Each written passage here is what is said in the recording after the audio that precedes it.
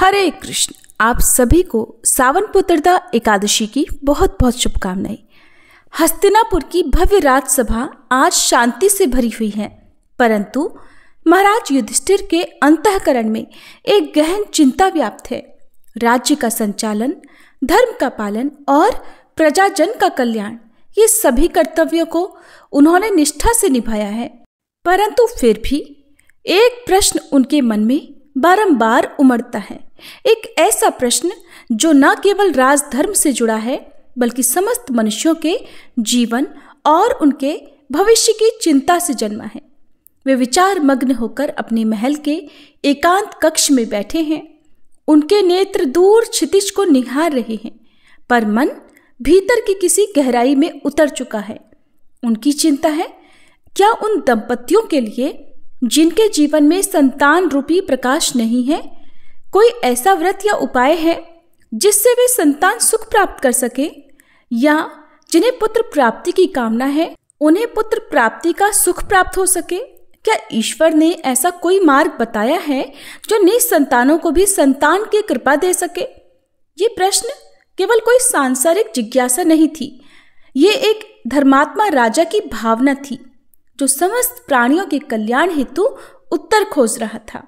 और जब धर्म के पथिक, सत्य के सेवक युधिष्ठिर महाराज इस भावना से श्री हरि को स्मरण करते हैं, तब स्वयं भगवान श्री कृष्ण, द्वारिका के नाथ, योगेश्वर, धर्म और करुणा की मूर्ति, अपनी दिव्य दृष्टि से ये पुकार सुन लेते हैं। सहस्त्रों सूर्यों की आभा लिए श्री कृष्ण एक क्षण में प्रकट हो जाते हैं युधिष्ठिर महाराज की राजसभा में, और उनका आगमन केवल आलोक लेकर ही नहीं आता, बल्कि समाधान लेकर आता है एक पवित्र व्रत की दिव्य कथा के रूप में, जो उन लोगों के लिए वरदान है जो संतान की अभिलाषा रखते हैं। श्री कृष्ण मंद मुस्कान के साथ कहते हैं, हे धर्मराज, तुम्हारा ये प्रश्न न केवल धर्मपूर्ण है, अपितु करुणा और लोक कल्याण से ओतप्रोत है। मैं तुम्हें उस व्रत की कथा सुनाता हूँ जो श्रावण मास के शुक्ल पक्ष की एकादशी को किया जाता है और जिसे पुत्रदा एकादशी कहा जाता है। अब आरंभ होती है वो दिव्य कथा जिसे स्वयं श्री कृष्ण ने धर्मराज युधिष्ठिर को सुनाया, जो आज भी श्रद्धा और विश्वास से जीवन में संतान सुख की आशा लेकर आती है। महाराज युधिष्ठिर ने पूछा, हे मधुसूदन, श्रावण मास के शुक्ल पक्ष में किस नाम की एकादशी आती है? कृपया उसका भी वर्णन कीजिए। तब भगवान श्री कृष्ण बोले, राजन, प्राचीन काल की बात है, द्वापर युग के प्रारंभ का समय था। महिष्मती नगरी में राजा महिजीत अपने राज्य का पालन करते थे, किंतु उन्हें कोई पुत्र नहीं था, इसलिए वह राज्य उन्हें सुखदायक नहीं लगता था। अपनी अवस्था अधिक देखकर राजा को बड़ी चिंता होने लगी। उन्होंने प्रजाजनों के बीच बैठकर एक दिन इस प्रकार कहा, प्रजाजनों, इस जन्म में मुझसे कोई पातक नहीं हुआ है। मैंने अपने खजाने में अन्याय से कमाया हुआ धन भी कभी जमा नहीं किया। ब्राह्मणों और देवताओं का धन भी मैंने कभी नहीं लिया है। पुत्रवत प्रजा का पालन किया है, धर्म से पृथ्वी पर अधिकार जमाया है। दुष्टों को, चाहे वे बंधु और पुत्रों के समान ही क्यों न हो, मैंने उन्हें हमेशा दंड दिया है। शिष्ट पुरुषों का सदैव सम्मान किया है और किसी को द्वेष का पात्र कभी नहीं समझा। फिर क्या कारण है जो मेरे घर में आज तक पुत्र उत्पन्न ही नहीं हुआ? आप लोग कृपया इस पर विचार करें। राजा के ये वचन सुनकर प्रजा और पुरोहितों के साथ कुछ ब्राह्मणों ने उनके हित का विचार करके गहन वन में प्रवेश किया।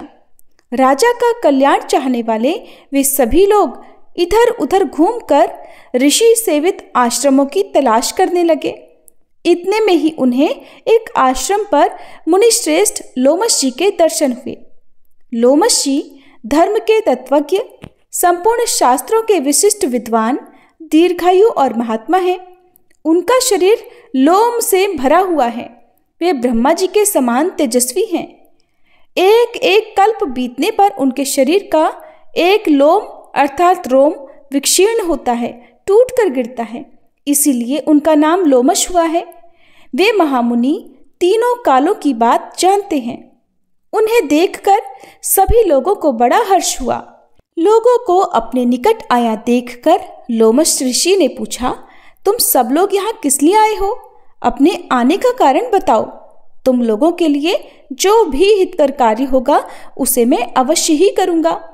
प्रजाजनों ने कहा, हे ब्राह्मण, इस समय महिजीत नाम वाले जो राजा हैं उन्हें कोई पुत्र नहीं है। हम लोग उन्हीं की प्रजा हैं जिनका उन्होंने पुत्र की तरह पालन किया है, लेकिन उन्हें पुत्रहीन देखकर उनके दुख से दुखी होकर हम तपस्या करने का दृढ़ निश्चय करके यहाँ आए हैं। हे द्विजोत्तम, राजा के भाग्य से हमें इस समय आपका दर्शन प्राप्त हुआ है और महापुरुषों के दर्शन से ही मनुष्यों के सब कार्य सिद्ध हो जाते हैं। मुने, अब हमें उस उपाय का उपदेश कीजिए जिससे हमारे राजा को पुत्र की प्राप्ति हो। उनकी बातें सुनकर लोमश ऋषि 2 घड़ी के लिए ध्यान मगन हो गए। इसके बाद राजा के प्राचीन जन्म का वृतांत जानकर उन्होंने कहा, प्रजावृंद सुनो। राजा महिजीत पूर्व जन्म में मनुष्यों को चूसने वाला धनहीन वैश्य था और वह वैश्य गांव-गांव घूमकर व्यापार किया करता था। एक दिन ज्येष्ठ के शुक्ल पक्ष में दशमी तिथि को जब दोपहर का सूर्य तप रहा था, वह किसी गांव की सीमा में एक जलाशय पर पहुंचा। पानी से भरा हुआ जलाशय देखकर वैश्य ने वहां जल पीने का विचार किया। इतने में ही वहां अपने बछड़े के साथ एक गऊ भी आ पहुंची। वह प्यास से व्याकुल और गर्मी से पीड़ित थी, इसलिए तालाब में जाकर जल पीने लगी। लेकिन वैश्य ने पानी पीती हुई उस प्यासी गाय को हाँक कर दूर हटा दिया और स्वयं पानी पीने लगा। उसी पाप कर्म के कारण राजा इस समय पुत्रहीन हुए हैं। किसी जन्म के पुण्य से इन्हें निष्कंटक राज्य की प्राप्ति हुई है। प्रजाजनों ने कहा, मुने, किंतु पुराणों में तो उल्लेख है कि प्रायश्चित रूप पुण्य से ही पाप नष्ट होते हैं, इसलिए कृपया ऐसे पुण्य कर्म का उपदेश कीजिए जिससे उस पाप का नाश हो सके। तब लोमश ऋषि बोले, प्रजाजनों, श्रावण मास के शुक्ल पक्ष में जो एकादशी होती है वह पुत्रदा के नाम से विख्यात है। वह मनोवांछित फल प्रदान करने वाली है। तुम सब उसी व्रत का पालन करो। यह सुनकर प्रजाजनों ने मुनि को नमस्कार किया और नगर में आकर विधि पूर्वक पुत्रदा एकादशी के व्रत का अनुष्ठान किया। उन्होंने विधि पूर्वक जागरण भी किया और उसका निर्मल पुण्य राजा को अर्पण कर दिया। कुछ ही समय में रानी ने गर्भ धारण किया और प्रसव का समय आने पर एक स्वस्थ और बलवान पुत्र को जन्म दिया। इस प्रकार पुत्रदा एकादशी के इस पावन महात्म्य को सुनकर मनुष्य पापों से मुक्त हो जाता है और इहलोक में सुख पाकर परलोक में स्वर्गीय गति को प्राप्त करता है। इस प्रकार जैसे ही श्री कृष्ण की वाणी शांत हुई, धर्मराज युधिष्ठिर गहन मौन में डूब गए। श्रद्धा से उनके नेत्र झुक गए, हृदय विनम्र हो गया और आत्मा आलोकित। श्री कृष्ण ने न केवल एक व्रत की विधि बताई थी, बल्कि एक संदेश भी दिया था कि जब श्रद्धा और विश्वास से व्रत किया जाए तो वह केवल कर्म नहीं अपितु वरदान भी बन जाता है। युधिष्ठिर महाराज बोले, हे केशव, आपके श्रीमुख से यह पुत्रदा एकादशी की महिमा को सुनकर अब मुझे समझ में आया कि केवल शरीर से किया गया उपवास नहीं, बल्कि मन और आत्मा से किया गया व्रत ही फलदायी होता है। जो मनुष्य श्रावण मास के शुक्ल पक्ष की एकादशी को श्रद्धा, नियम और भक्ति से ये व्रत करता है, उसे पुण्य की प्राप्ति होती है। और यदि वह संतानहीन है तो उसे पुत्र रूप में कृपा का वरदान मिलता है। तब श्री कृष्ण ने कहा, हे धर्मराज, ये व्रत कलयुग में विशेष प्रभावकारी होगा, क्योंकि जब मनुष्य अपने कर्मों से थक जाएगा तब यही व्रत उसे आशा और फल देगा। और जो इस व्रत की कथा को श्रद्धा से सुनता है वह भी इस पुण्य फल का भागी बनता है। युधिष्ठिर महाराज ने इस ज्ञान को संजो लिया और फिर उन्होंने अपने अनुजों, प्रजा और संत जनों को यह व्रत करने का उपदेश दिया। विदा लेने से पहले श्री कृष्ण ने कहा, हे धर्मराज, अब मैं लौटता हूँ, पर याद रखना, जहाँ सत्य होगा, जहाँ श्रद्धा होगी, वहाँ मैं सदैव उपस्थित रहूंगा। धीरे धीरे श्री कृष्ण का रूप प्रकाश में लिपटा हुआ ऊपर उठता है, जैसे कोई ज्योति आकाश में विलीन हो रही हो। सभा निशब्द हो जाती है, परंतु श्री कृष्ण के वचनों की प्रतिध्वनि अब भी युधिष्ठिर के मन में गूंज रही थी। व्रत केवल उपवास नहीं, व्रत है आत्मा की तपस्या, और श्रद्धा है वह सेतु जो मनुष्य को मुझ तक पहुंचाता है। श्री कृष्ण अंतर्ध्यान हो जाते हैं, पर उनका आशीर्वाद अब कथा बन चुका है, श्रुति बन चुका है, संस्कार बन चुका है। प्रिय श्रोताओं, जैसे ही हम पुत्रदा एकादशी की इस पवित्र कथा को पूर्ण करते हैं, हमारे मन में प्रभु श्री हरि के व्रत की महिमा बस जाती है। परंतु इस व्रत की पूर्णता तब तक नहीं मानी जाती जब तक हम तुलसी माता की कथा और उनकी महिमा का श्रवण ना करें, क्योंकि तुलसी केवल एक पौधा नहीं, वह भक्ति की जीवंत मूर्ति है।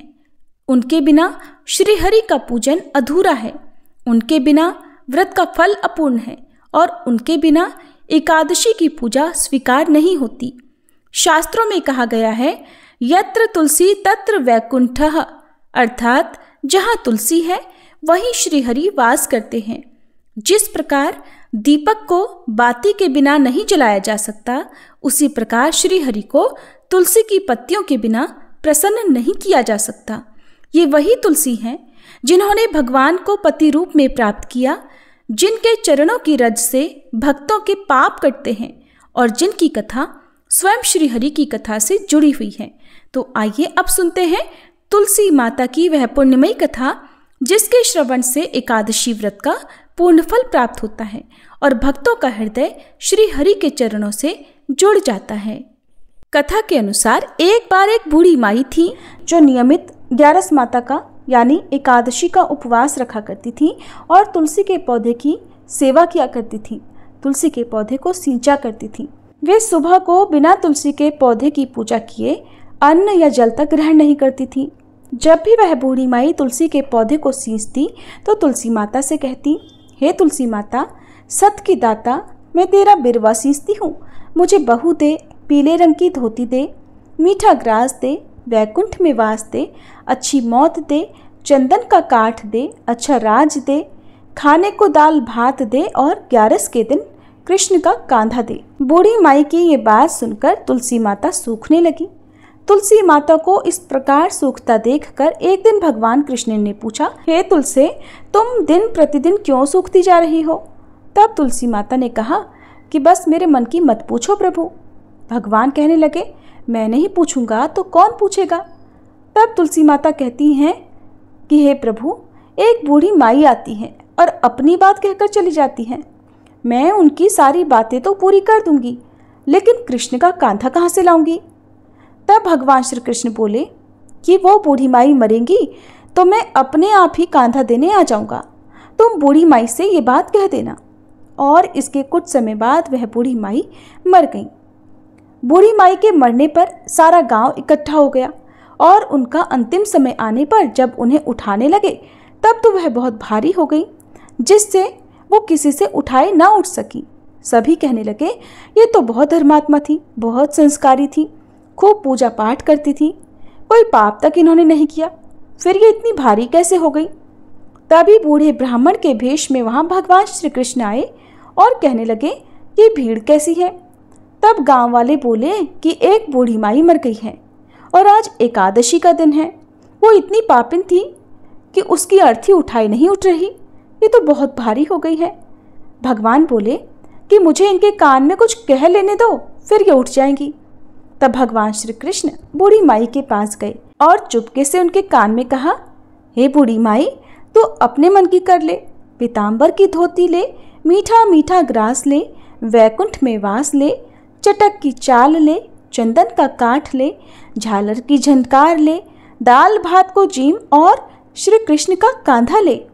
भगवान की सारी बातें सुनकर बूढ़ी माई तो हल्की हो गई और तब भगवान कृष्ण उन्हें अपने कांधे पर लेकर गए। इस प्रकार बूढ़ी माई को मुक्ति मिल गई और वह वैकुंठ लोक को चली गई। हे तुलसी माते, जैसे आपने उन बूढ़ी माई को मुक्ति दी, ऐसे ही सभी को मुक्ति देना। जैसे भगवान कृष्ण ने उन्हें कांधा दिया, वैसा ही हम सबको भी देना। प्रेम से बोलिए श्री कृष्ण भगवान की जय, तुलसी माता की जय।